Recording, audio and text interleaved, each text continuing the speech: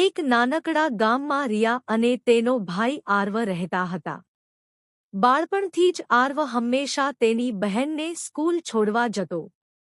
એક દિવસ સ્કૂલમાં ફી ભરવાની છેલ્લી તારીખ હતી. પણ ઘરમાં પૈસા નહોતા. રિયા રડી રહી હતી. તેને લાગ્યું કે હવે તે અભ્યાસ છોડી દેશે. સાંજે આર્વ આવ્યો. તેના હાથમાં સ્કૂલની રસીદ હતી. રિયાએ આશ્ચર્યથી પૂછ્યું, ભાઈ, પૈસા ક્યાંથી આવ્યા? આર્વ હસ્યો અને બોલ્યો, મારી સાયકલ વેચી દીધી.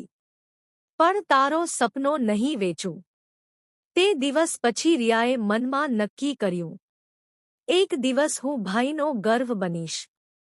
વર્ષો પછી રિયા ઓફિસર બની. સ્ટેજ પર તેણે કહ્યું, મારો પહેલો હીરો મારા ભાઈ છે.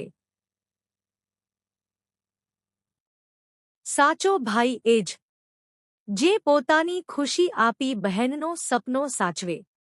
કહાની ગમી હોય તો અમારા પેજને ફોલો કરો અને કોમેન્ટમાં લખો, મારો ભાઈ મારો ગર્વ.